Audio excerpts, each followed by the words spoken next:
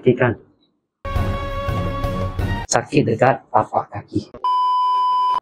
Okey, boleh letak phone. Balik. Pandang atas. Masalah sakit dekat bahagian leher, bahu, tegang dan sakit, betul? Betul. Dan sakit belakang, betul? Betul. Sakit dekat tapak kaki, betul? Betul. Dekat tengah-tengah ini, betul? Kenapa sakit dekat tapak kaki ya? Disebabkan abang ada flat foot. Ada flat foot. So this is flat foot. Whereby the arc is flat. Ini ada melengkung, okay? This is called flat foot. This condition is called flat foot. Flat foot biasa akan memberi sakit pegangan kaki, sakit betis, sakit lutut, sakit dekat tapak kaki. Kemungkinan juga boleh menyebabkan plantar fasciitis.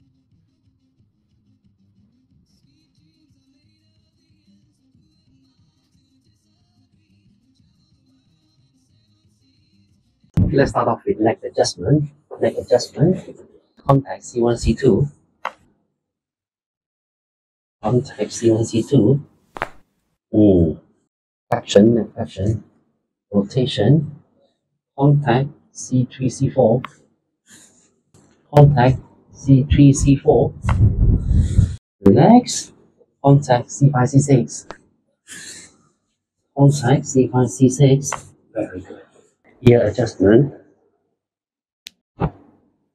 Skin pop. Relax, relax. Skin pop on eyebrow. Shoulder adjustment. Line of 45 diagonal. 1, 2, and thrust. 45 diagonal. 1, 2, and thrust. Line of 5, straight down. The adjustment.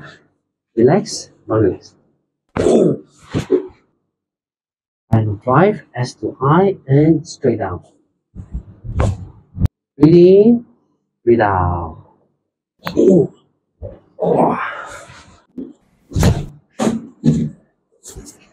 Step onto metatarsal. Okay. Ini sakit tapak kaki, betul tak? Betul.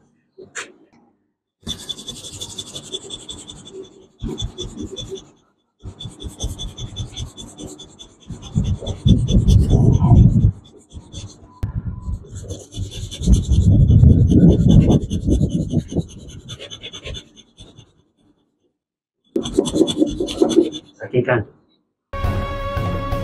Fascia dekat sini tegang. Tegang dan bengkak.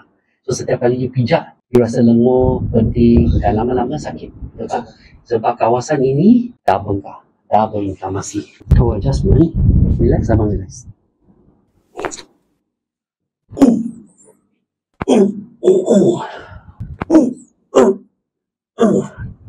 Toe adjustment. To the barrier and trust. And trust. Very good.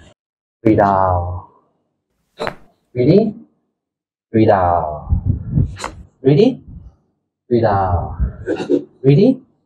Breathe out. Line of drive. S to I. Breathe in. Breathe out. Breathe out.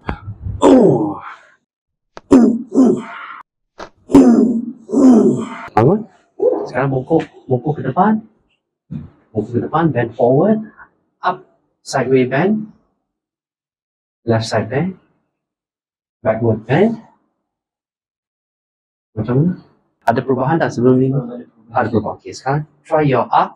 Kaki tu, tekan.